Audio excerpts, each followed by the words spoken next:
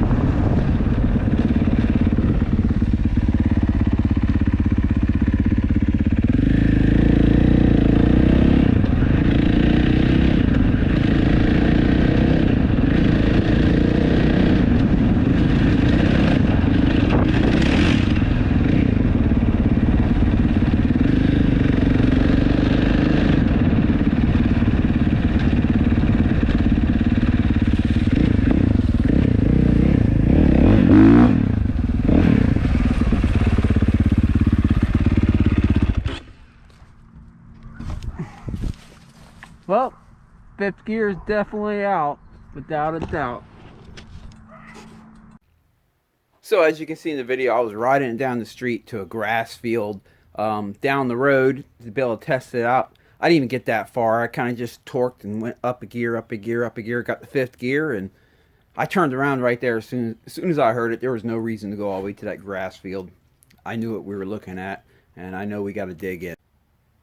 I gotta say, this bike was a pleasure to test ride though. I'm more of a Yamaha guy, but this thing just feels so good and so tight. The motor's nice and torquey. The owner takes real good care of it. You can see it. She's a beautiful bike. And yeah, Miguel is the owner. Takes good care of the bike. It really rides nice. I like it. But yeah, let's go ahead and dig in. Here we go. Okay, since I know the motor has to come out, I already drained the motor oil. But next thing I'm going to do is disconnect the battery. Okay, I'm just disconnecting the ground off the battery here. Oh, someone has that on really tight, which is good. The Phillips is not going to work with that one. Yeah, you definitely want to do that anytime you're taking the top end apart, pulling the motor, or whatever the case is. Because the last thing you need is someone to accidentally hit the start button while the motor is open. You don't want that. That's pretty nasty. It can destroy parts. Alright, what's next? Guess I'll get that cover off. Okay, let me kind of take a second to explain what I'm doing here and the steps I'm doing. I'm going to remove the top end, the cylinder head, I should say, before I pull the motor out of the bike. And the reason being, it makes the motor a little lighter for me, and it gives me more room to get the motor out of there. It's going to be the same steps pretty much as if I was doing a top end, and I'm going to run to this pretty quick because we got to get in that bottom end, get that transmission fixed. So I will be showing you step by step here, but I'm not going to be explaining things so much because I'm more worried about getting into the bottom end. Once we get the bottom end on the bench, that's when I'm going to slow down a little bit and kind of show you everything step by step a little bit more and talk about it. But as far as getting the top end off, I'm going to kind of fly through this. So if you've never done this before and you want more information, check the description. There'll be a link to where I did a top end to a bike just like this. And in that video, if you watch it, I actually take the time to explain every little detail as I'm going along. But okay, here we go. We're going to blast through this. At least get the top end part off. Let me go ahead and get the tank off.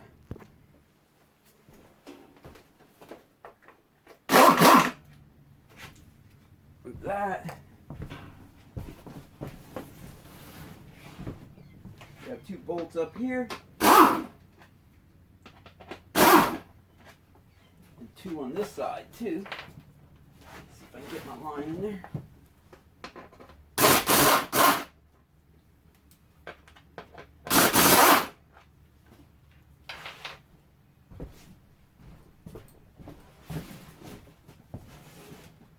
Then we have a fuel line right down here. Disconnect that, just press the button here, separate the fuel line. There we go. I'm going to start feeding it up through here because when we go to pick the tank up, you'll see. Grab the radiator shroud, separate them like that off the radiator. Pull the vent line off.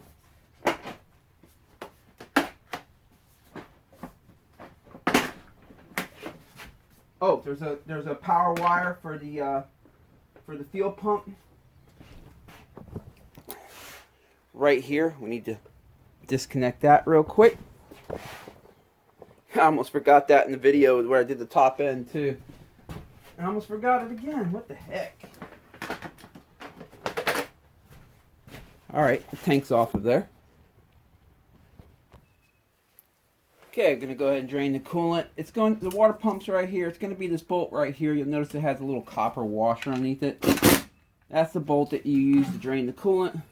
Let me see if I can collect that without dropping it all over the floor.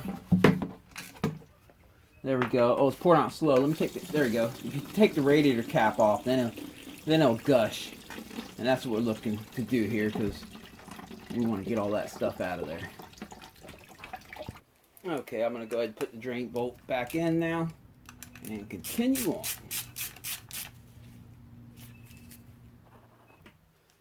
Okay, let's go ahead and get the exhaust off.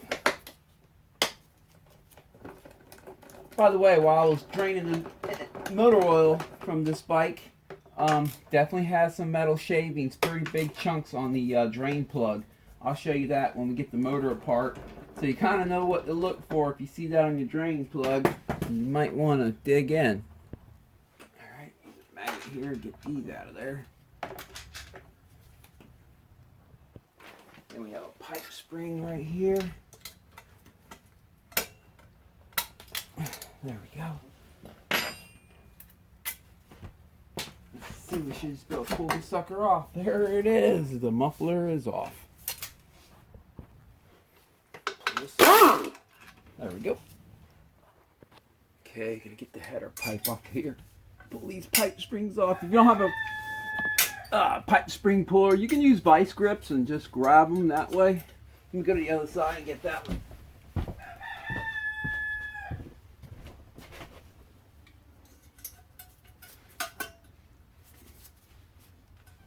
Because they can be stubborn. There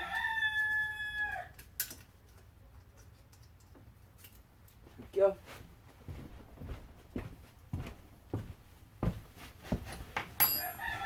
And on this bike, I already know we have to remove the exhaust flange as well. But let me get this off. Okay, we also have to remove the exhaust flange. Otherwise, when we go to pull the cylinder head up, it's going to hit the frame. There's two 8mm that hold this on. Pop that sucker right off there.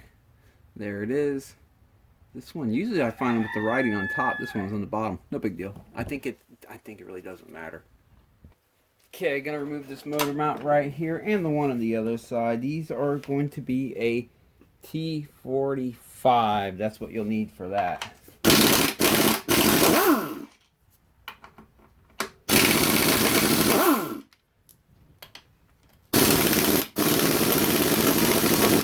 As you hear me say in every one of my videos, you'll see me use the impact a lot during teardown, although I'm real cautious where I use it during reassembly because it's easy to strip things out with the impact. But during teardown, it surely speeds things up.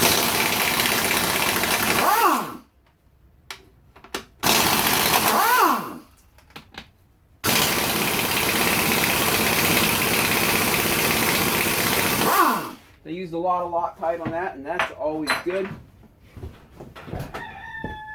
And we'll be using Loctite as well during reassembly. And while I'm on this side of the motor, I might as well remove this stuff. Them things are on there good. Let me get this sensor off first. Pull that sheath up, press the button, slide that up. Let me get it out of my way a little bit so I can grab this spark plug boot with some force. There we go. – – – – – – – – – – – – – – – – – – – – – – – – – – – – – – – – – – – – – – – – – – – – – – – – – – – – – – – – – – – – – – – – – – – – – – – – – – – – – – – – – – – – – – – – – – – – – – – – – – – – – – – – – – – – – – – – – – – – – – – –– – –– –– –– –– –– –– –– –– –– –– –– –– –– –– –– – – – – – – – – – – – – – – – – – – – – – – – – – – – – – – – – – – – – – – – – – – – – – – – – – – – – – – – – – – – – – – – – – – – – – – – – – – – – – – – – – – – – – – – – – – – – – – – – – – – – – – – – – – – – – – – – – – – – – – – – because we're going to have to do that anyway. Might as well do it now.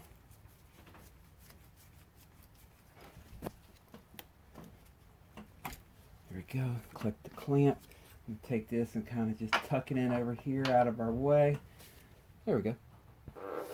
I'm going to get this hose completely off of there. Get it completely out of our way.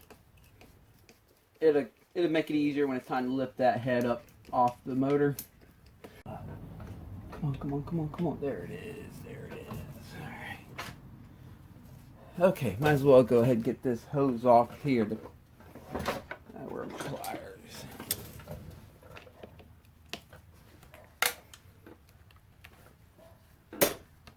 There we go. All right, I guess we can go ahead and get the valve cover off of there. Before I do that, let me go ahead and blow all the dust and stuff that might be on these wires right here.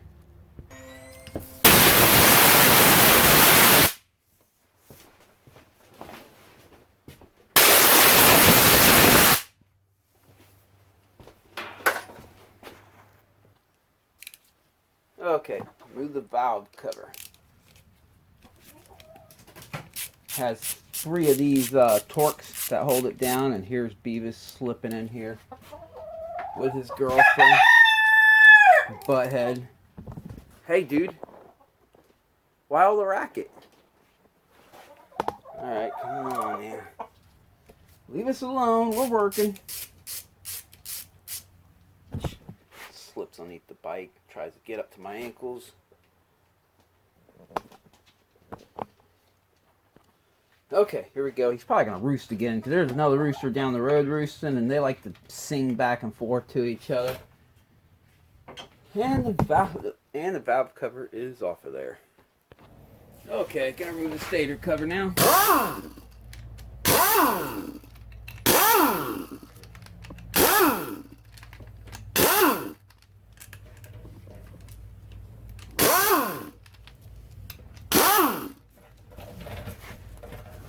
Let me get some wire cutters. I have to clip off these zip ties. That one zip tie, and then we have this clip right here. Let's see here. There we go.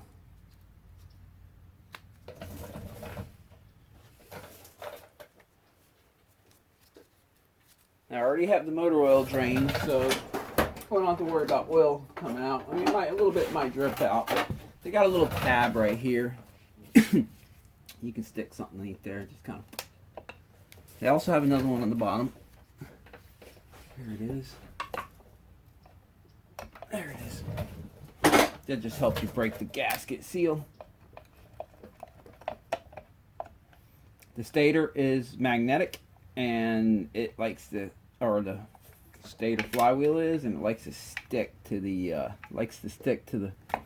stator and make it a little bit difficult to pull off. Okay, what I'm going to do is I'm going to set this on top of the bike, and I'm just going to zip tie it there. That way I don't have to chase this wire all the way up through that mess right there to disconnect it. I'm going to zip tie it up here. I'll show you. There you go. I just put a bolt in there, zip tied it like that. That way if it fell off, it's not going to yank the wire. It's just, I'm going to balance it right here perfectly if I can. There we go. Okay, I'm going to spin the crank to get it on top dead center. I'll give you a close-up in a minute here. I'm looking at a dot right here on the camshaft. Again, if you've never done this before, this top end part of this job, I'm kind of rushing through the video part of it. Not the work, but the video part. And I'm not taking time to explain a lot of this stuff in more detail. So go down in the description. There'll be a link where I did a top end job on one of these, and I walked through everything really nice and slowly for you. So on this one, I'm just going through it quick. But okay, you'll see there's a little dot right there in the camshaft, right? What you want to do is, if you follow it over, you'll see this bracket right here. I lined it into the very center of that bracket right there, and that should allow us to lock the motor in on the other side. So let's go over there and do that. Here we go. It's going to be this 8mm right here. You'll see it has a really fat washer, copper washer underneath it. That's the one you want to take out. And on the end of it, it'll have a little pointy piece. You take the washer off, put it back in, and then you tighten it up. It should, if you have it proper, the crank in the proper position, this will slide in a little cutout groove on the crank. There it goes. It'll bottom all the way out. If you have it proper, it'll bottom all the way out into a, oh man, here we go. There's a little cutout in the crank, and that little pointy piece goes into it. And if you can't get it to bottom out easily by hand like that, it's because you don't have the crank right, and it's hitting a wall over here on the side of the crank. But this one's right. And whatever you do not lose that sucker. You're going to need it. Okay, so now that we have the motor locked in the top dead center, I can go ahead and remove the timing chain tensioner and and get the camshaft out of there. Take the cover off here first, or I mean loosen it, that's all I'll do.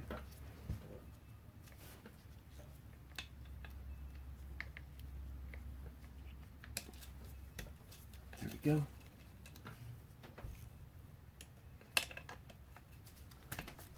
Then I'm going to remove these two 8mm right here that hold the timing chain tensioner in. Okay, I got them loose. Let me see if I can slip it on out of here. There we go. Okay, there's a bracket. Remember the bracket I showed you right up here? I'm going to remove these two Torxes that hold that bracket down, and that's going to allow us to slide the camshaft right out of there, because we got the timing chain nice and loose, so we just got to get the timing chain out. I'm going to use a... Hold your ears.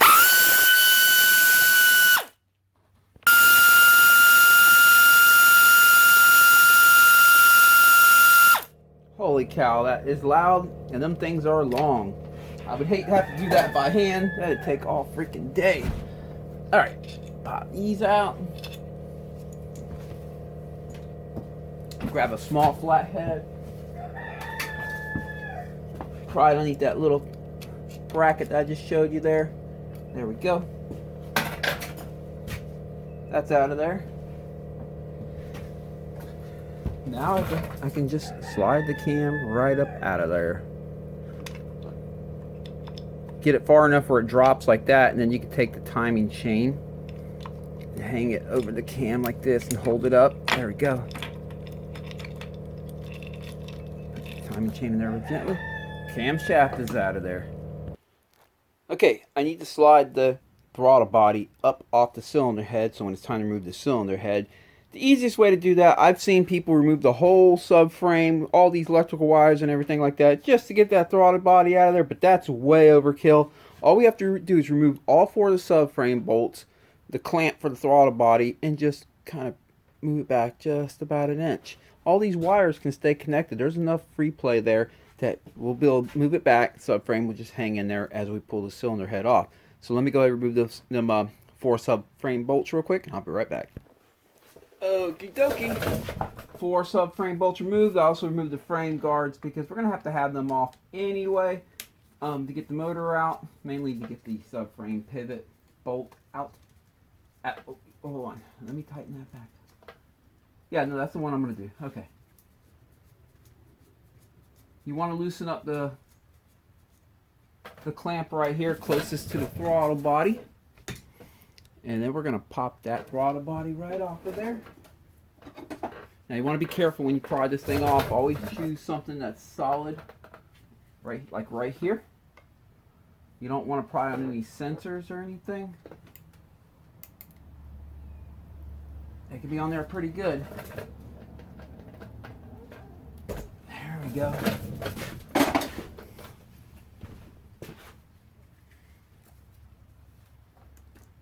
That's all we got to do, is just that far back. Before I start removing any of the cylinder head bolts, I want to get this 8mm hiding way up in here.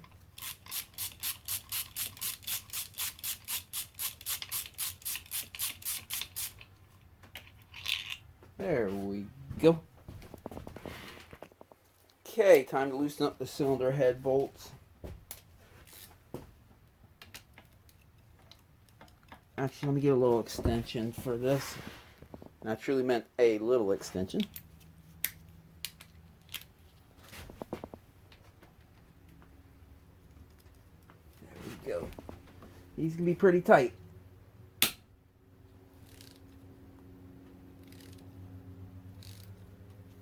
Alright, a leave a little bit, just a little bit of torque left in them until I get them all loosened up.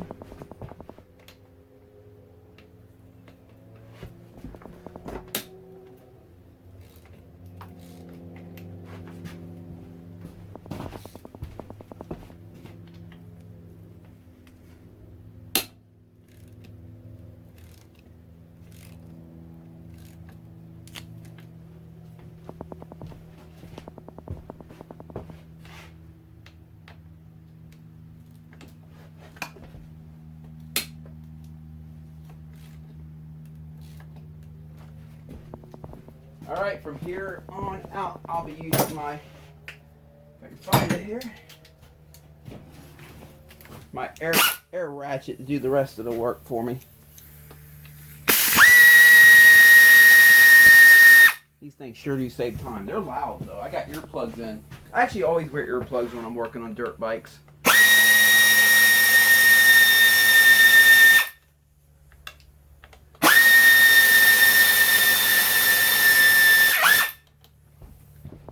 I've just gotten too old for all this noise. 47 years old now. Earplugs definitely save my ears when I'm working on these things. Now if you buy one of these, that's a electric one, they're quieter. It's just mainly these air ones. They are just loud. And they make Beavis roost. Alright, be careful with these. There's a washer on the bottom of every single one of them. So make sure you collect that washer too.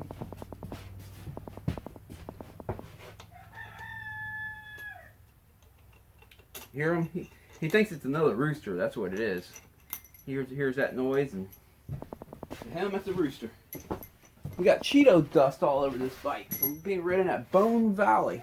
I call it Cheeto dust. It's a really like Georgia clay type track. It's right here in Florida though, in Polk County. But they brought this orange Georgia clay in, and I'm seeing this Cheeto dust. I call it Cheeto dust. Okay, time to pull the head up off.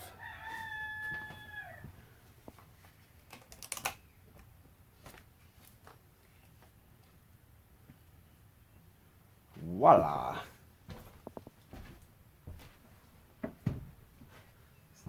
Well,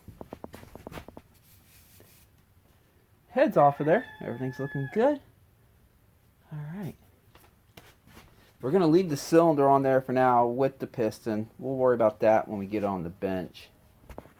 And real quick, before I go any further, I'm just going to go ahead and put the subframe bolts back in nice and gently, just in case someone comes in here and bumps that subframe. Remember, the only thing that's really holding on right now are these wires, and the subframe's really light without the muffler on there and stuff, so that's okay. It's not going to hurt anything.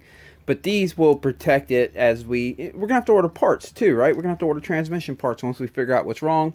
I'm going to have to roll this bike around, put it in the other shop for the time being and stuff like that. I would like to have that all nice and secure so there's no pressure on the wires. So let me just go ahead and put these in there finger tight. All right, time to start getting her ready to pull the bottom end out. So I'm going to remove the starter wire here for the starter.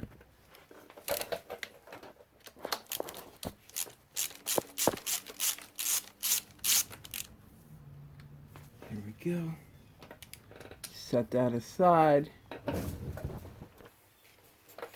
Dang it, this freaking thing's leaking. I haven't replaced it yet. I got a new one here. I've just been so busy, I hardly have the time. Remove that 10mm right there because I need to get this cover off.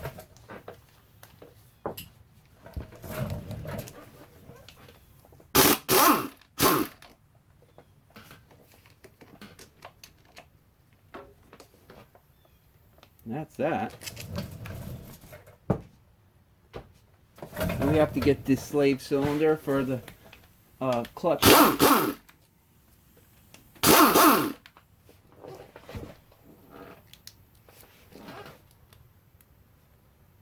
Easy does it. Come on, there it is. I'm just gonna set that up top where the stator's at for now.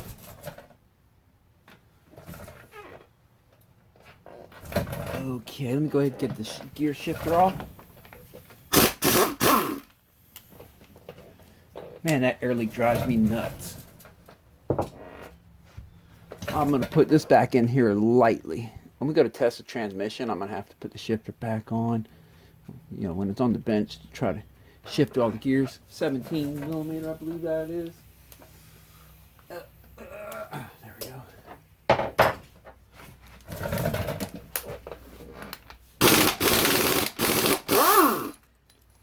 Well, Miguel had that nice and Loctite in. That's good. Glad to see that.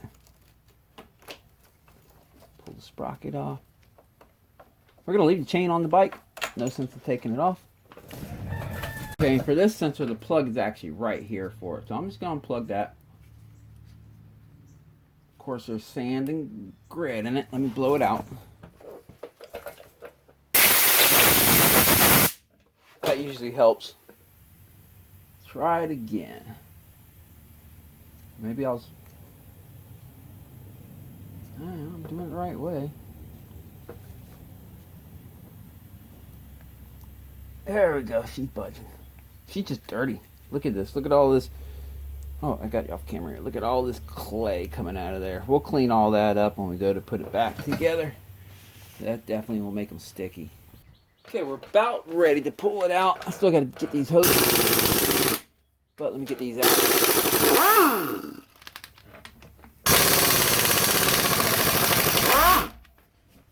Or at least get them loosened up while I'm here. Then I'll get up front and remove them hoses.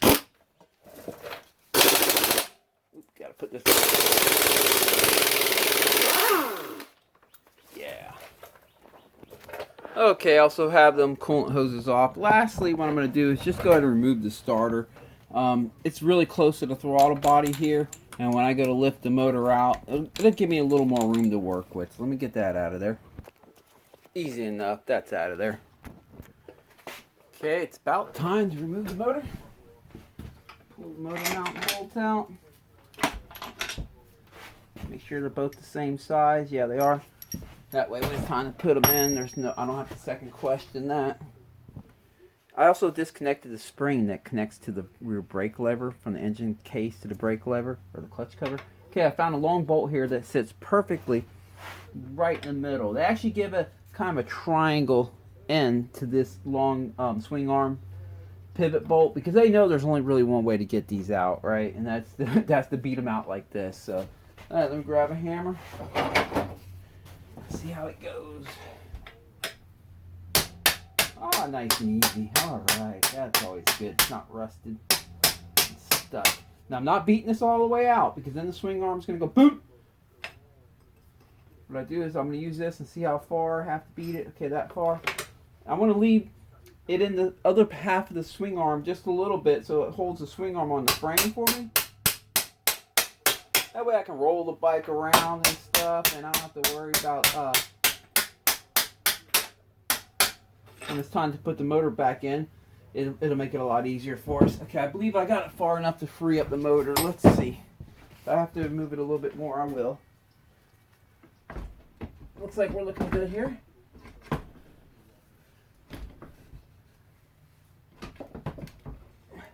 Which way can we get this motor out?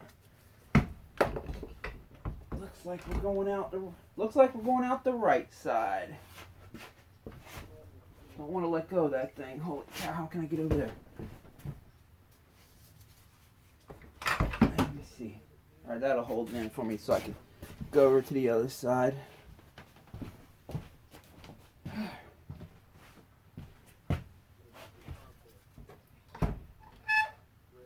There we go.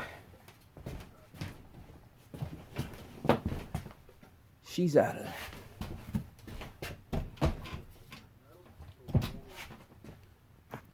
She's out of there and on the healing bench. Let's go ahead and dig into her.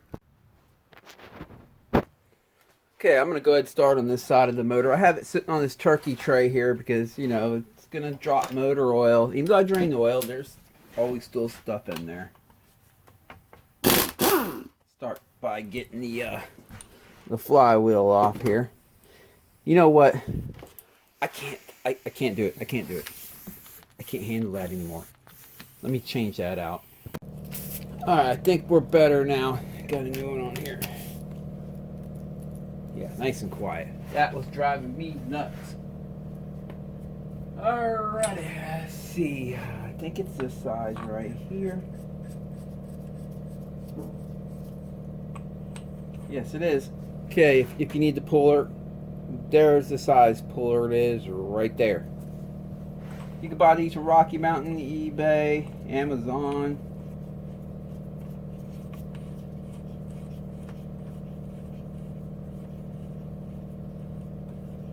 Okay.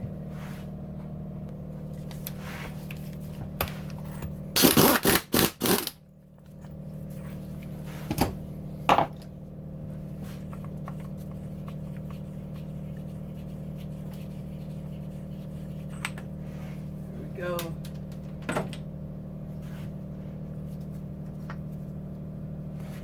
All right. Go ahead and get the timing chain out of there.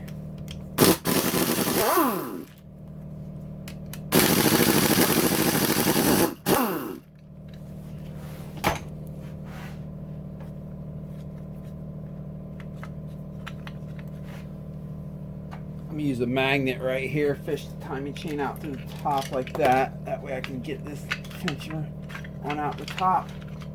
There we go. Pull this piece off right here.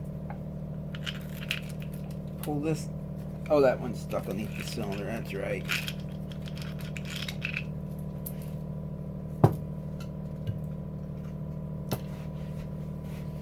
Okay. I'm just gonna leave the cylinder on for the time being until we get everything pulled off the motor. All right, let me go ahead and get the oil filter out of there.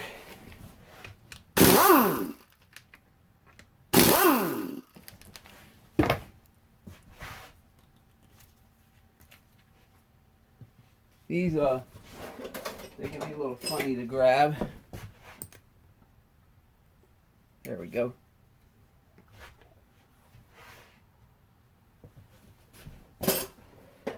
We have a new one to put in, so actually I'll just throw that one right in the trash. That's where it belongs. Alright, what's next? Let's see here. Guess I'll get this stuff off right there. The oil drain plug. Let you see what that looks like. You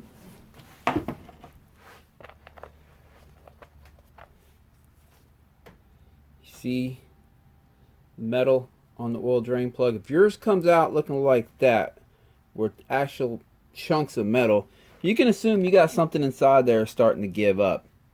And there, a little dust, metal dust, is fine. But when you start finding them solid clunks of aluminum, metal like that, that's a good indicator that something's going south inside your motor. Most likely your transmission.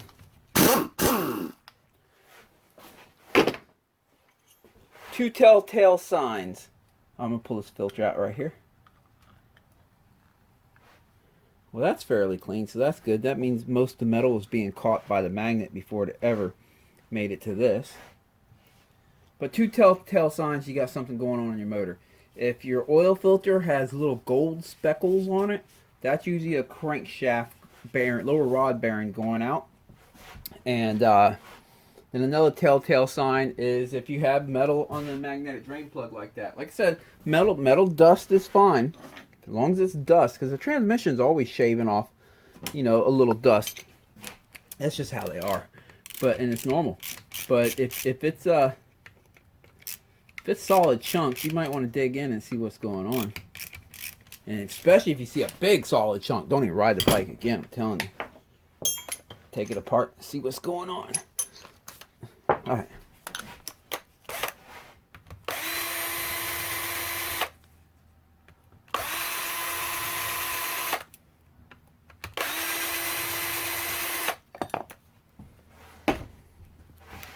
We have the oil pump right here.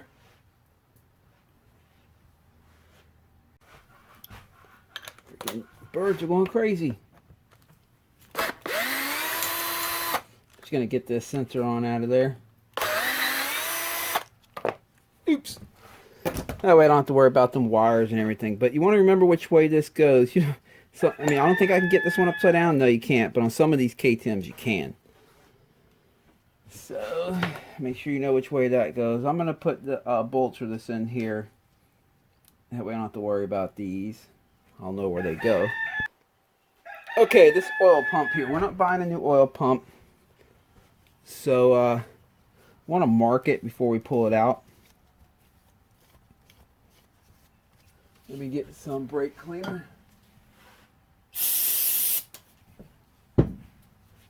I want to put it back in the same way it went in. Get a Sharpie.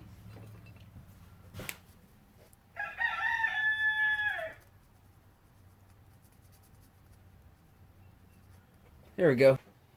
Alright, let me go ahead and pull that little seal out there, the little rubber O-ring. We'll use a new one of these when it's time to put it on.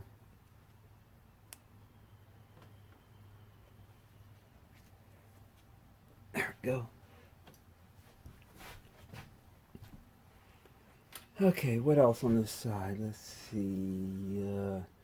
Don't see anything else on this side, so I'm going to go ahead and remove all the case bolts now while I have it facing me. Not going to split it yet, but I might as well get these out. Is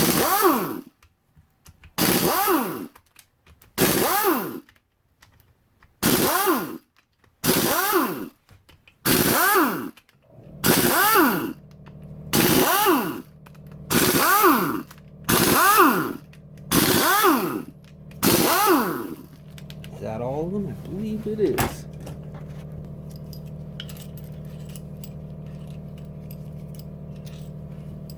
Oh, nope, one more down here.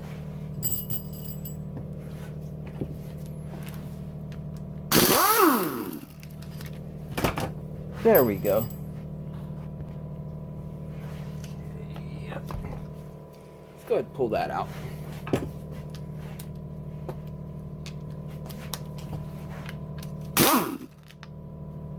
Another screen.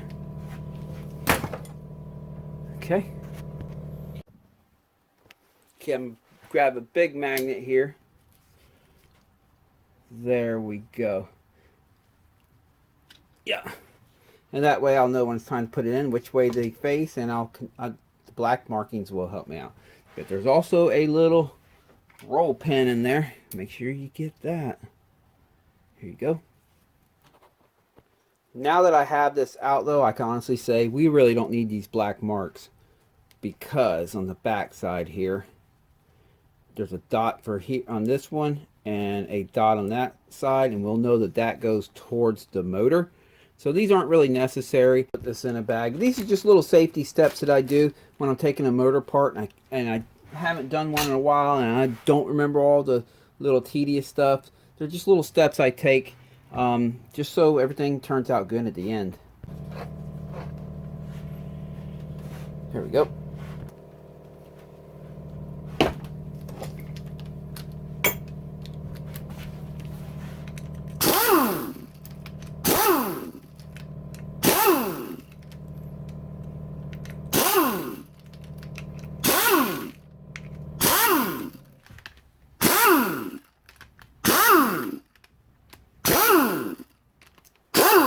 And that's the one that holds the crank in. Alright, not in. Holds the crank from spinning. Holds it at top dead center. You know what I'm saying. Okay, actually I will be removing the water pump, actually, because the counterbalancer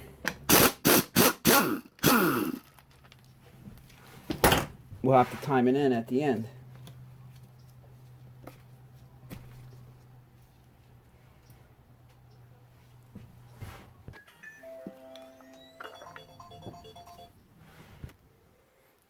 Okay, we got the water pump off. Let me go ahead and loosen that up here. Dropping stuff.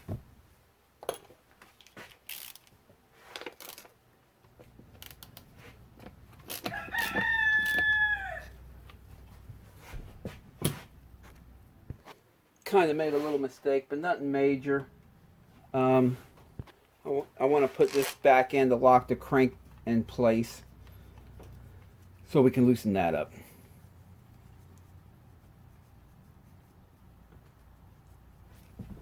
There we go. Okay. Now to keep the whole motor from spinning as I remove the water pump impeller here. Them things can sometimes be stuck on there pretty good. But that's okay. We'll get it off once we get the cover off. Now I have everything loosened up, so and off. So where's my little hammer at? Here we go. Oh, let me pull this back out.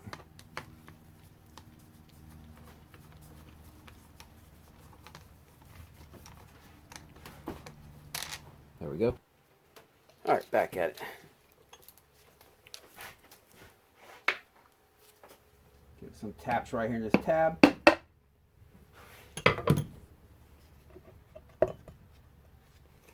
Check for washers and stuff like that. I don't see anything there. Okay, now what I'm going to do is I'm going to take a pointy, let me find one here. Take a little pointy punch right here and just tap in the center there. There you go, I just gave it some love taps to push that gear on through so I can pull this off because they get crusty and they can just get stuck on there. But I'll show you why I did that here. Because when we go to put this together, we have to time. See that weight right there? That's a counterbalancer. You see that dot right here? We're going to have to time that in. So that's why I had to get that gear off. And then we'll put the whole cover on with this water pump shaft on. And then we'll, after the cover's on, then we'll be bolting the impeller back on. So that's why I had to take that off. Get this little dowel pin here out. The other one is already out. And pull the gasket off. There we go. Okay, let's go and get the clutch off of there. Before you remove yours, there is a 1, 2, and a 3 written right there. Let me show you. I'll zoom in here. 1, and there's a 2 underneath this bolt, and a 3 right here. 1, 2, 3, right? And depending on which one you put that bolt on, there's different steps to this, and it's going to compress this conical spring, or whatever they call it right here, to a different level. That changes your spring tension on your clutch, and also what you're going to feel at the lever as well. Now, if you didn't check that, you can often tell where it was at because you'll see a mark where the bolt was. So you'll see where the bolt's been all along.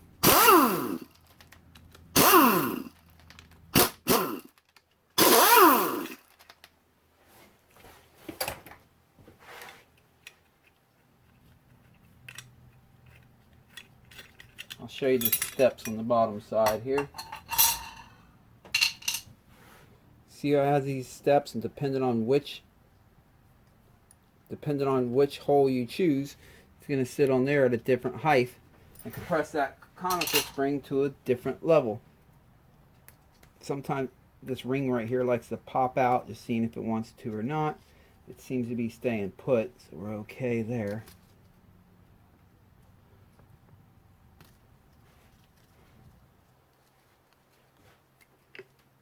There we go. I'm going to put, now if you're just pulling these clutches out and sticking them right back in, do your best to keep them in the same order that they're in. They do have a order that they go into. There's a special one that has a certain thickness. The first one over here to the far left. So, and that thing just pops out right there.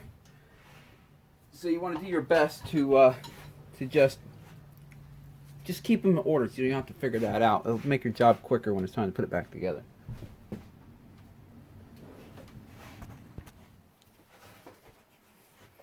They have these locking tabs right here. We'll get a new one of these for this one. It doesn't seem like Miguel's on a budget with this. It doesn't seem like he wants to do a budget job. So all these little parts can add up. So when I'm doing a motor and the owner's on a budget, you know, we might reuse these. And it's not the end of the world. A lot of times they are reusable. But if they're not on a budget, we'll replace them. When I do my own bikes, I replace them, honestly. Not always. I'm lying. Not always. But more often than not. Here we go. It's 27 millimeter. Make sure all the roll pins stay in. See that play right there? There's rubber bushings underneath here. I did a video. If you go back in my video, actually I'll put a link in the description for that video. Them rubber bushings like to go bad, and I can tell these are already going bad by the amount of play that's in there. When they go bad enough, that piece right here, this piece right here will smack this right here. You'll hear the idle going when they get bad enough.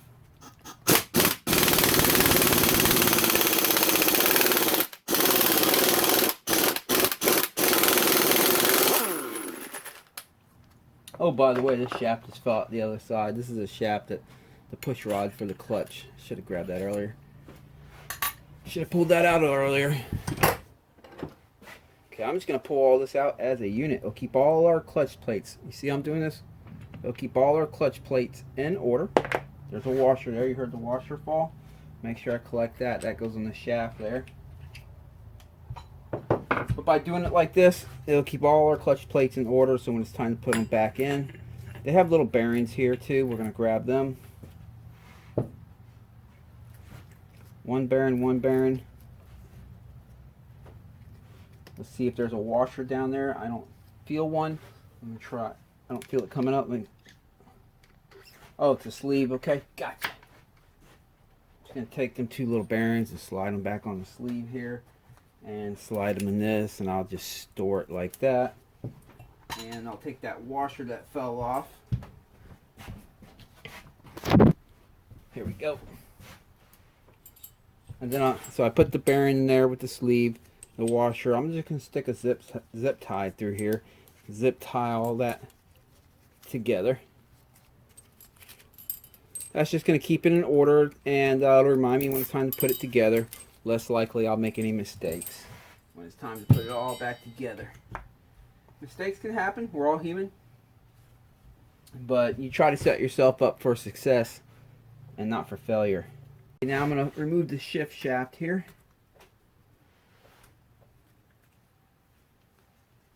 Let me get a little flat head. What I'm trying to do is there we go. And then I should be able to press it in from the back side there. There's a washer here. Make sure you collect that. There we go. Set that over here. Alright, let's go remove this. There's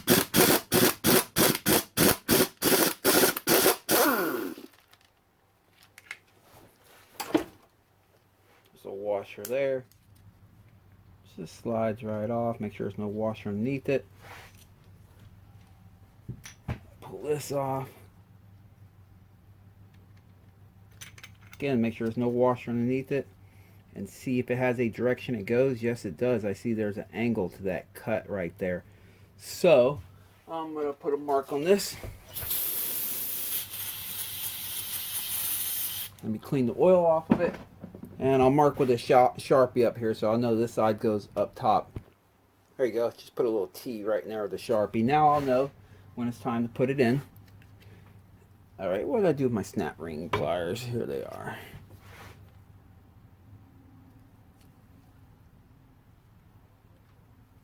Go.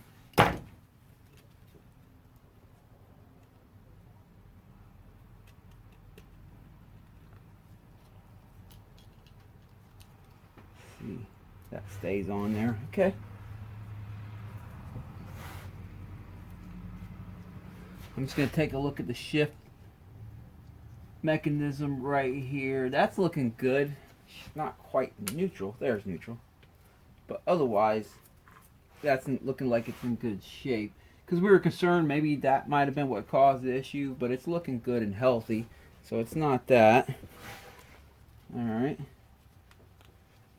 Let's go ahead and remove the oil pump.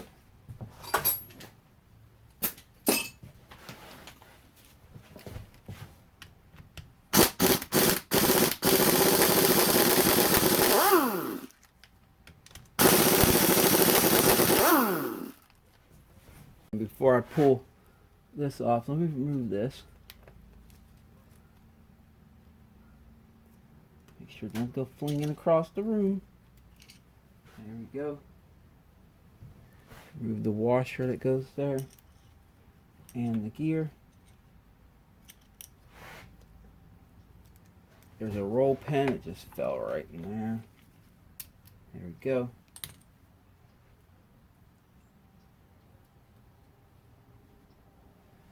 Okay, slide this up. This has top written on it, so that's convenient. We don't have to worry about that when it's time to reassemble it.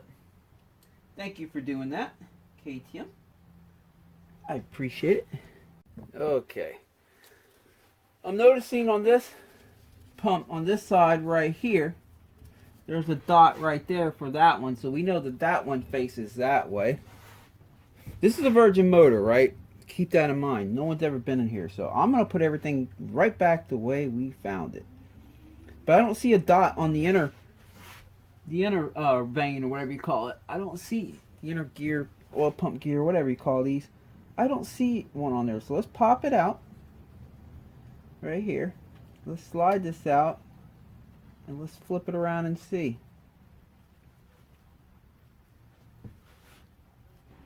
Yeah, there's one right here. Plus with that roll pin there, you see it right here? There's no way that we're going to be able to get it wrong. It's only going to go in properly one way. So, alright, let's see which way the shaft slides out. Does it slide out that way? No, it doesn't. It should slide out the other way then. Yes, it does. Okay, we have the shaft here. That side goes in to the left of the motor. Now we can get this last one out. The dot's right there. So remember all this stuff when you take your motor apart, so when you put it back together, you can put it back together the way you found it, or if you're replacing these parts. Ooh. Think we're going to be getting some new oil pump parts there. You see them scratches? Something got up in there. Probably when the transmission was shedding. Bummer. Let me check this out. Yeah, I see a little gouge there. Alright. Oh boy. It looks like we're going to be purchasing some oil pump stuff. It actually looks good in here, the aluminum. There's no scratches at all. That's weird. It puts scratches on the pump, but not on this. Which is good, because cases are not cheap. Yeah, that's looking good in there. So we'll just get some new oil pump stuff. Remember, the one on the other side showed no wear whatsoever. So I guess that's just how that goes sometimes. We'll just replace the ones that show wear. Remember, this cover said top. Look, got some scratches there too. So I'm thinking as the transmission was going out, it spit a few things into this pump. This is probably your first pickup pump, and that's why it received it. And I don't know, but the other side looks good, so we'll just replace this stuff. Okay, we're not removing the crankshaft, so there's no reason to pull off this right here. This takes a special puller. If you're looking to replace your crankshaft while you're in here, make sure you have that special puller. The threads for this nut is left-handed, so it's going to be righty-loosey, lefty-tighty. It's going to be opposite than what you think, so keep that in mind. It even says left on it right here, so keep that in mind. But this crankshaft is in good shape, and crank bearings feel nice and good, so we don't have to worry about that. We can split the case. The other side will come off, and I'll leave the crank on this side. We're going to be okay like that. So let's go ahead and turn it around, and we'll pull the cylinder off.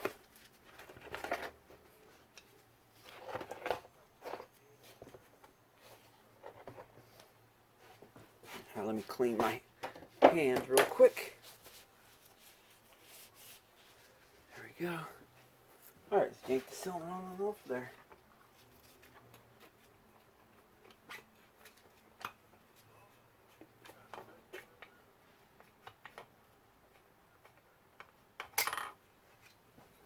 Initial impression of the cylinder looks great. I see tons of honing here. A little bit of that's normal right there. Look, that's a wear spot, and it's looking real healthy. I can still see all the honing, but that's where they put the heaviest part of their wear under a healthy motor. Not only that, but also up here where the rings turn around. Everything's looking good so far. I'll clean it up later and give it a better inspection, but so far she's looking good and healthy. The bike only has 70 hours on it, so alright, might as well get this out of here now. Oops, came out with the gasket. My bad. Okie dokie. Let me go ahead and remove that piston before we start splitting the cases.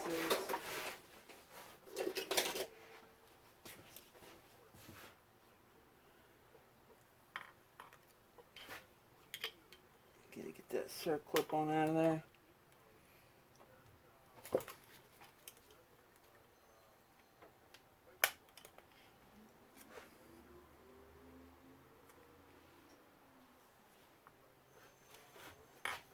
Let me lay the motor sideways to get to that. It's a tight fit. All I'm doing is grabbing it with some needle nose.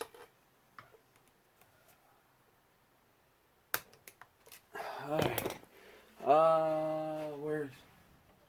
See if I can pop it out with this. It's a tight fit. These KTM pistons are tough like that. There we go.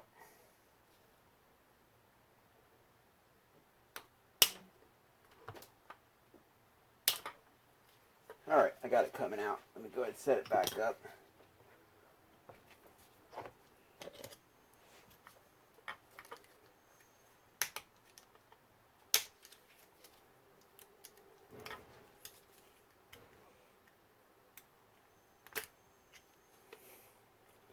Oop, there it is.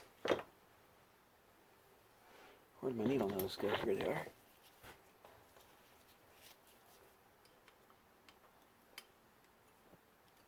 There we go. Okay, I'm going to take a little punch here and give the wrist pin some light love taps and knock it through. There we go. Let's take a look at the piston here. Showing like it's wearing in well. I don't see many scratches above the piston rings. That indicates that he's been keeping his air filter pretty clean. I don't see many scratches below it, except a few. And that's good. That usually when you find scratches below it, it's transmission trash. And as we've seen, this transmission was definitely shedding some trash. But this motor has a magnetic drain plug, and that keeps that stuff from getting to the piston. For you guys with the Japanese bikes that do not have magnetic drain plugs, I highly suggest you grabbing some for that reason right there. Okay, we're about to split the case. Let me pull that out right here. There's usually some rubber O-rings underneath it. Let me fish them out. There we go. Set that aside for now. Okay. Hopefully I didn't miss any of the bolts. Let me check one more time. It's looking good. Look over here, make sure everything's good on this side. It's looking good. Alrighty, here we go. Okay, if you watch a lot of my videos, you know I typically don't use case splitters, and I just use long bolts. Let me grab them. I have case splitters here, but they're just so cumbersome, time consuming, and in most cases are just not necessary. I use long bolts. I'm the only person I think I've ever seen do this. So if you start seeing this pop up on other people's videos, you know where it came from.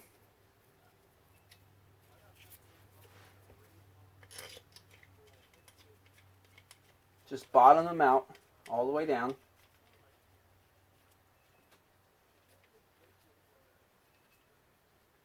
There we go. And then all I should have to do is just give it some love taps. Let's see.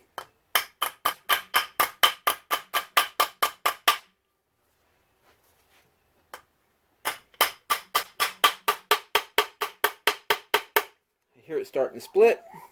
Okay. Let's go over here, hit this one. Alright, you hear the sound changing? There it goes, it's splitting right open. Now, if you don't start seeing it split, double check. You might be missing a bolt somewhere.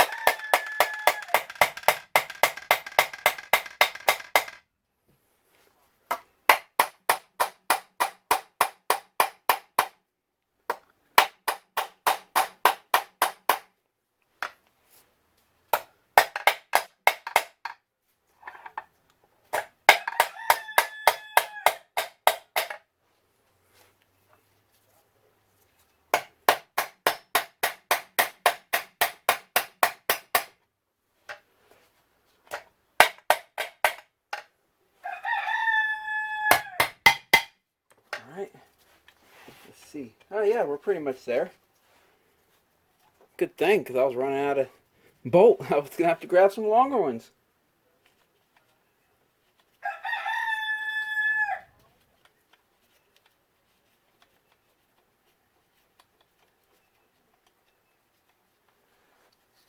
Alright, let me pull these out.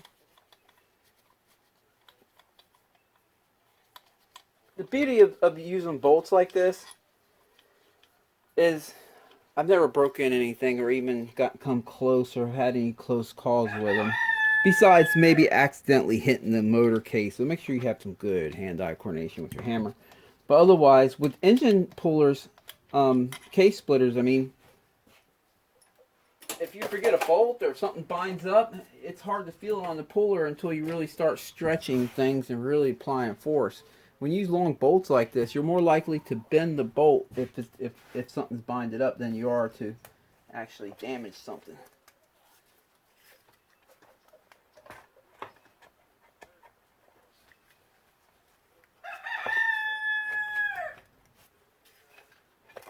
Alright, I'm going to lay the cases over like this. That's the first thing I like to do. Let me get the camera back here. Reason being is if I'm checking for washers and things like that. So I'll start with this side right here.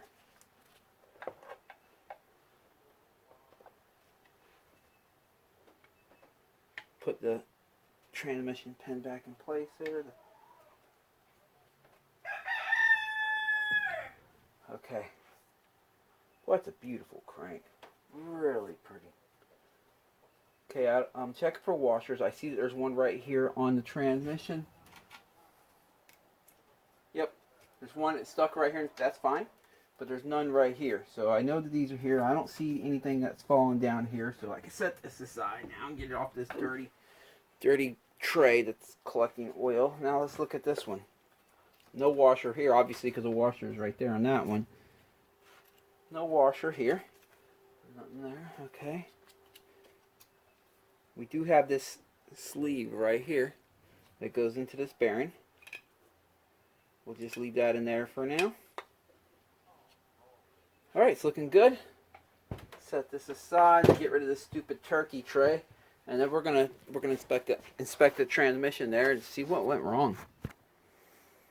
Okay, time to take the transmission apart. See what we got. Tell you what, that is such a beautiful crankshaft. I'm actually pretty marveled by it. Look at that. I'm sure you pay for it too if you have to replace it, but you know. Alright, set the camera up here. Let's dig in. Okay, I'm going to get the shift forks out of here first.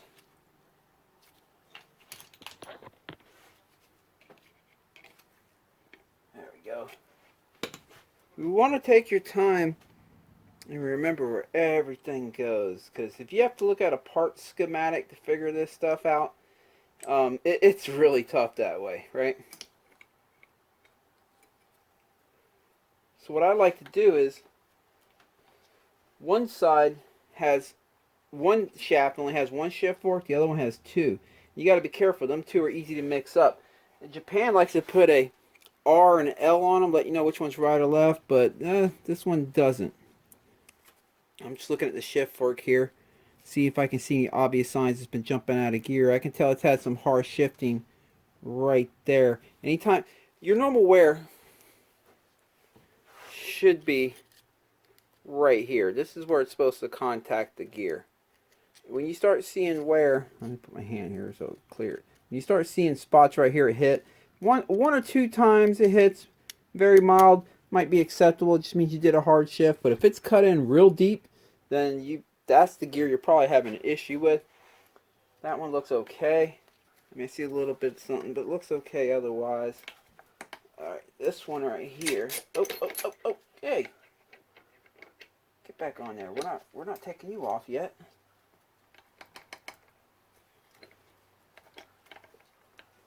Let's see if I can get this out without moving the transmission yet. There we go. Okay, this one looking okay on this side. Let's see that side. right there, it has definitely a little bit of a hard shift. This was the bottom one, right? And this was the top one as far as where we have it, you know. This is the right, this is the left. So I'll put them on the shaft like that. We have these nubs down here that go at the shift drum. And this way, this will help me remember which one is the right and left. And I'll keep it like that. Even if I have to replace them, I will keep it like that until the new ones come in. This one right here, I'm almost for certain I'm going to have to remove the shift drum to get that one out. Let's see. Yeah, the shift this drum's gonna have to come out. So let's go ahead and flip the motor around gently. Check that rod real quick. That's really nice and tight. I figured it would be. Oh, before I do that, I know parts are gonna go falling off, right? So let's take the parts off now that are just gonna fall off on their own. We have this gear right here with this washer. And again, always remember, okay, that has a spot where it goes in right there for the washer. Always remember which direction these suckers come off. Oh, look at this. This is just a spacer? Yeah, that's all it is. It's a spacer, okay. So we'll put that there, there, there. Okay, there's nothing else here, and this won't come off. Okay, we're good to flip this around now. Nothing's going to come off of here.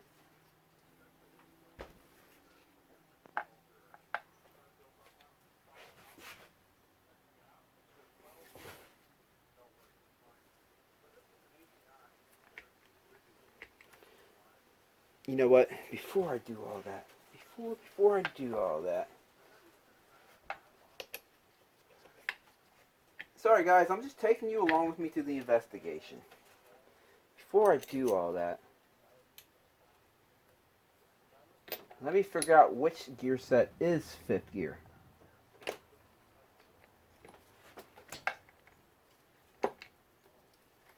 Which means I'm going to have to put everything back in.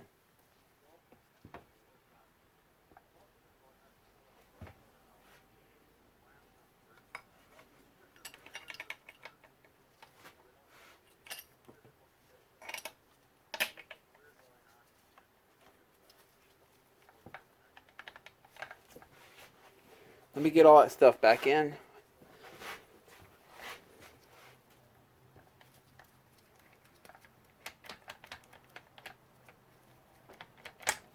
Here we go. Put that one in.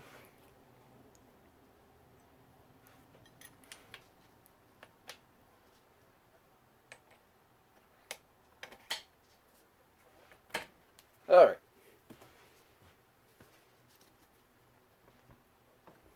Flip the motor around here. Because we're neutral right now, so I can spin this shaft, and that shaft's not spinning. But let's get it in fifth gear. I know this is going to be real hard to get all this on camera. Let me put something on the motor so it doesn't keep flopping over. Seems to be doing a good job of holding it up. Alright. So when you shift up, you pull the lever that way, it's gonna shift the drum this. What I'm doing is I'm spinning the shift drum here. I'm putting this right here in the middle. So let's go to second gear. There we go. Yes, it's good to spin the transmission slowly when you shift to the gears, so everything just times out and goes. Third gear. Come on now.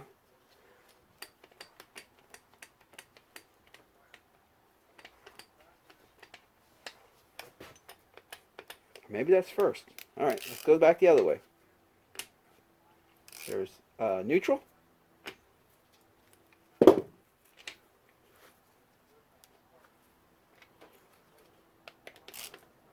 That's second gear. Yeah, there we go. There's third gear. See, I'm spinning it. I can feel the shaft on the other side. You have to keep pressing them little pins that hold the shift forks in place. When you shift gears, keep pressing them back in their seat and make sure the shafts stay pressed to the right too. Okay, so we're on third, fourth. All right, now let's see fifth.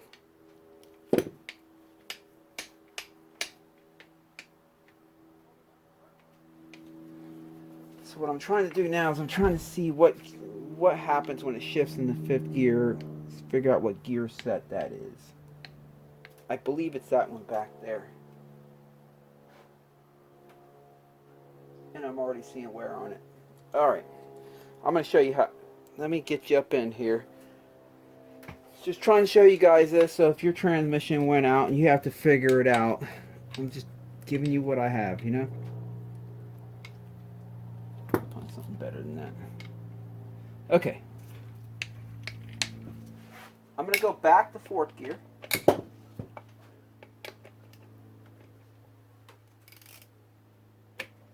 There.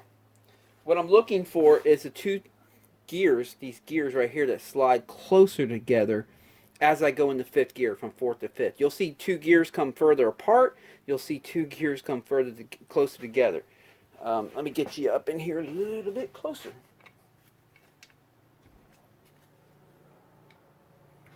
So I can already tell you right now, I believe you're going to see these 2 come apart. That's 4th gear. It's engaged in 4th gear right now.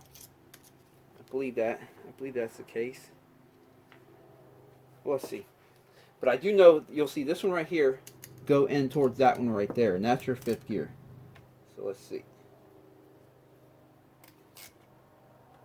Oh, wait, yeah.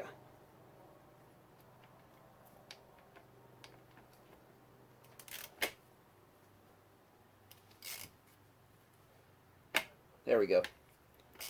That's 5th gear. So these 2 became closer together. Let's go back to 4th and pay attention over here when I go to 4th. Ready? See how, okay. Yeah, it wasn't actually a gear, so to say. It's this little thing right here in the middle. You'll notice this, the shift fork pushes this into there. Let me go back to 5th. So I'm in 5th gear now. Now watch these 2 when I go into 4th. You'll see the shift fork right here push that, I guess, I don't know what you call this right here, into that gear. Watch this. Whoa, wrong way.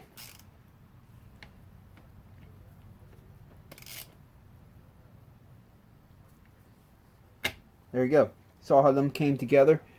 That was going into 4th gear. Now watch, instead of watching over here, watch over here, and you'll see this gear, the shift fork will slide it into that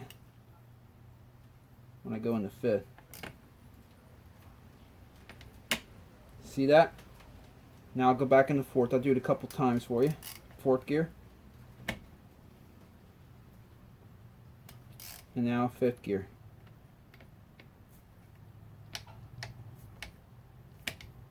There you go. This is our problem right in here. And I bet we're going to see wear on that shift fork, and a lot of it, when I finally get that shift fork, the only shift fork I haven't gotten out yet. I bet there's going to be a lot of wear on it when I get it out. But to get it out, turn the motor around here. Oh, before we start dropping parts, again, let me pull this back off. Pull that off. Them are really the only parts I'm worried about falling off here.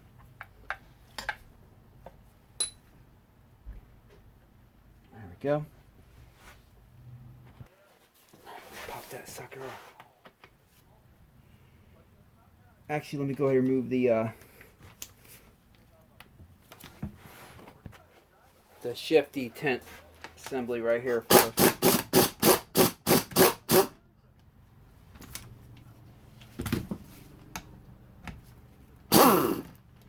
Get that off. There we go. Now I'll remove the star gear. Wrong one.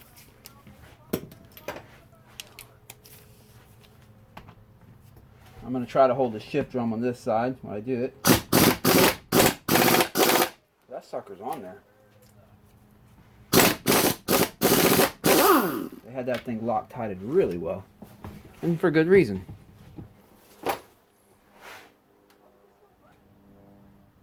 And now the shift drum will just fall out on its own. You'll see that the slit that it meets the shift drum is off. You see that block right there is smaller than this block right here. So when we go to put it back together, there's no way you can put it on wrong. As long as you're paying attention. Shift drum just fell out in my hand. All right, let me set this back up for a good view. Okay, hope you can see in there. Shift drum, let's check that first. That's the one we're looking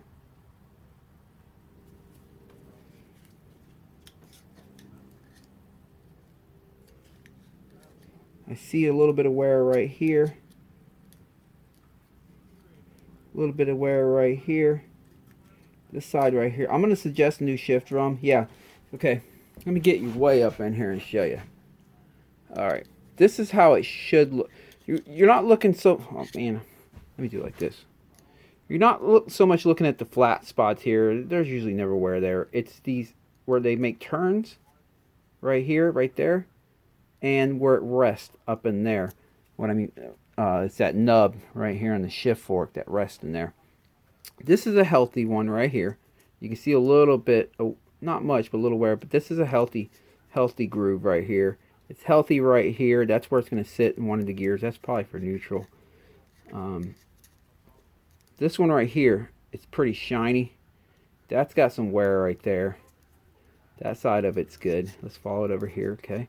And then the last one for the last shift fork. Oh, I'm sorry.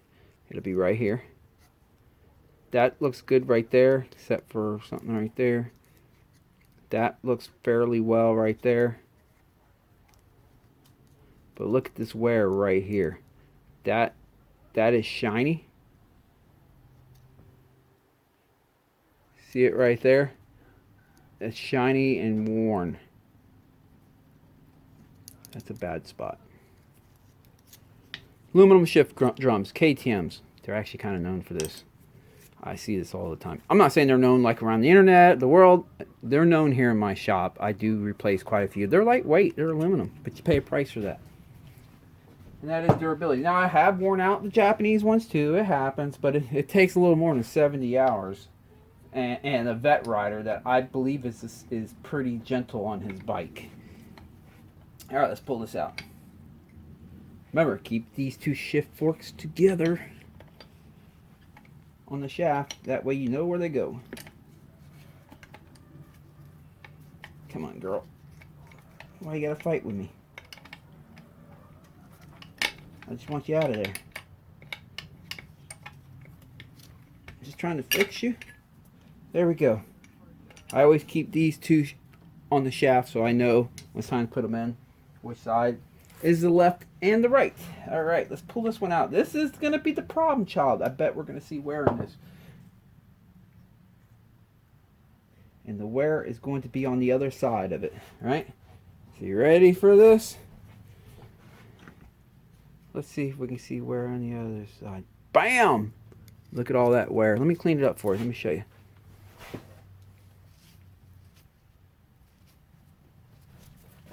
Here you go. It has been cutting in all the way. That is a cut in. It's been cutting in right there, all the way around. The wear should only be up here, right? That should be the only spot that's contacting the gear. But look, it's cutting in all the way down here. Why is it cutting in all the way down there? Because when it jumps out of gear, when it slides that gear into the other gear so that the cogs and dogs line up, that gear jumps out. It literally forces a shift fork like this, and it just forces it and bent. It kind of shift like this, and it causes it to hit right there.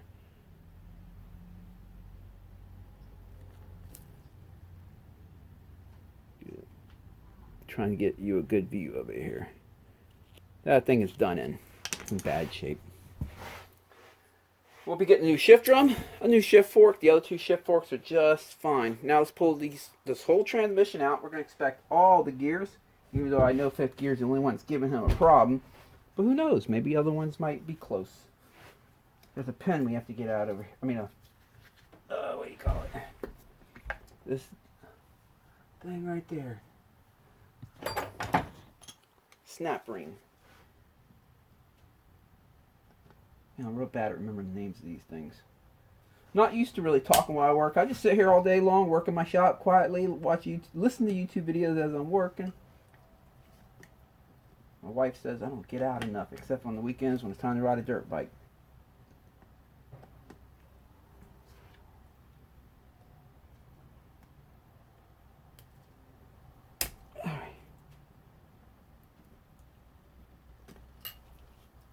That thing's fighting pretty good. Of course, we'll get a new one of these. Any clip that I remove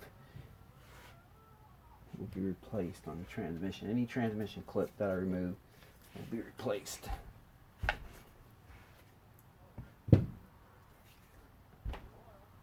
Oh, I'll set it like this because we're just going to slide these suckers right on out of there.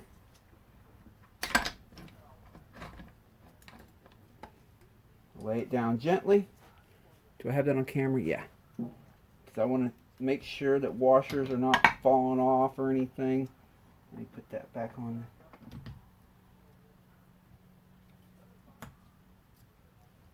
Okay. Let me set these here for just a second. Because now I want to look in here carefully. Make sure there's no washers here. There's no washers. No washers anywhere. We're not going to lose anything. Okay. Got to be real tedious with transmissions. I've seen people take motors apart. Like, we're rebuilding this motor. And they remove every gear off the transmission shaft. Like they're going to remember where they all went or something. They throw them in a bag. And then, dude, it's tough to figure out where they go. You can look at the part schematic all day long. And it's not easy. You want to keep them in order. That's not our problem, child. Our problem, child, is right here. So let me get you up closer in here. Okay.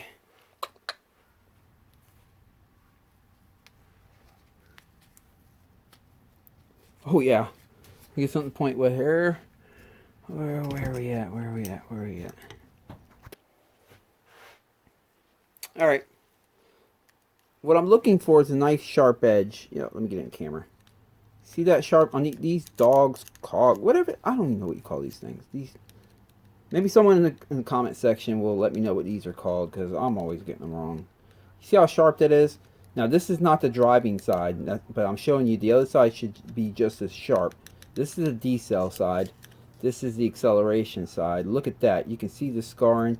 You can see how it's rounded. Let's go to the next one. You can see how that one's rounded. See? It's all rounded up. It's just worn out. It should be sharp like this side right here on the decel side.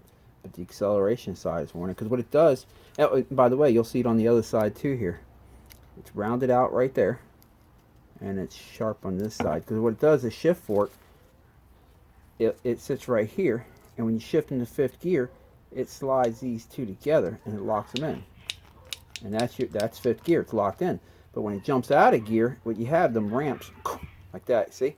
They're all rounded out. The other side, the decel side, where they're sharp, look.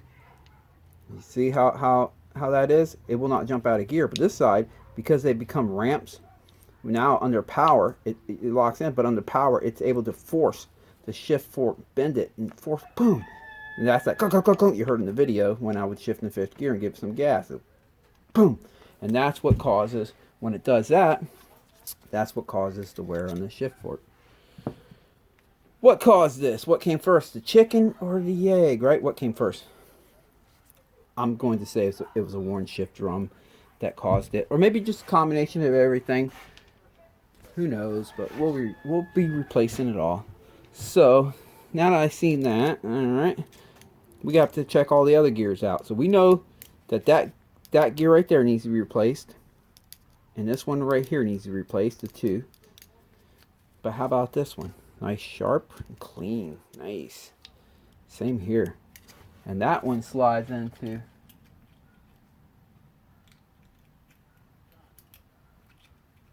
Oh, that one don't slide in anything. No wonder why it looks so good. This gear right here, they're using in a different bike too that has another gear right here or whatever. And that's what this spacer's for. I got you figured out. Carrying extra weight for no reason. Oh well, that's how they do it sometimes. Actually, let me get that on there because we already know what we need for the most part. I mean, I'm gonna go back through it one more time, but let's look at this one. Okie dokie. That one actually shows a little bit of wear. Let's do it like this.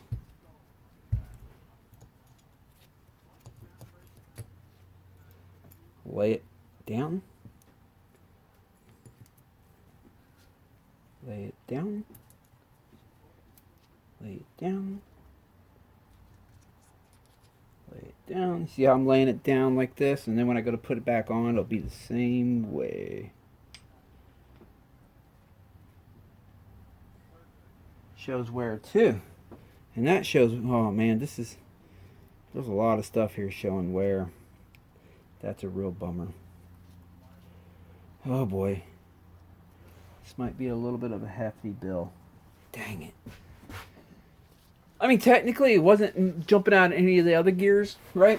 But if they're showing wear like this already, I'll get you up in here and show you. See that? It's rounded out. I can see that it's rounded out. That's the D-cell side. It's nice and sharp. That's how it should look. But on this side, you can see, and it's even got little, it's not smooth anymore because it's, you know, it's a real bummer. Dang it. Well, I guess we got to do what we got to do. All right. All right. How far down the rabbit hole does this go?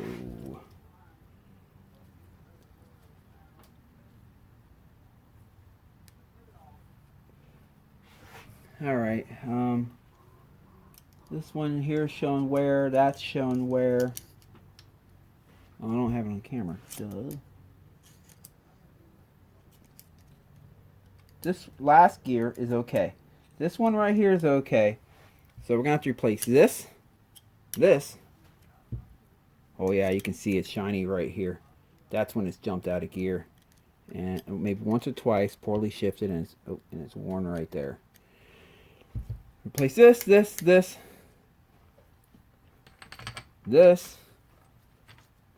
Put them back on the same way I found them. And all the clips, these clips here, any clip that comes off, it will be replaced. And here's why. Yeah, they might go back on and fit just as tight, right? But after so many heat cycles, they're kind of, when they're brand new, you can stretch them out to put them on, they clip right back on. But after a lot of heat cycles, you open them up to get them off, and they don't go back on quite as tight after they've been through a lot of heat cycles. So, replace them.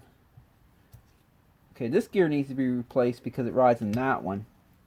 But let's check this one out. Minor wear. I would say that that's actually good. It's probably jumped out maybe... Oh man, I'm getting all this stuff off camera. I'm going to say this one's actually good. Maybe one time he's actually accidentally poorly shifted. And let me check the other side right here. Yeah, these are nice and sharp too. So that gear is good, but we're still going to have to replace this one because this one corresponds with this one, which needs to be replaced. So we'll be replacing this one, but not this one. This one's okay. I'm going to put the washer back on here. Okay. And then over here, back to this shaft. So we know that these don't contact anything, so that's pointless to look at. But we know this it's a whole unit, so that needs to be replaced. And this needs to be replaced right here. Okay. Yeah. I'm going to the house, order up all the parts. Well, that's a bummer. Let me go put these in the cart, and I'll be right back. Holy cow, KTM and their back-ordered parts. We have 10 parts on back order here. Look at this. I don't know if you can see where it says back order. Let's go back down. I'll show you. This is crazy, but this is KTM, and it's nothing new to me. When you have like people that are racers or whatever, and they have an event that they got to be to. Maybe they're racing for points, so that it's a series. This really can throw a wrench in your plan. I wish KTM would get this right.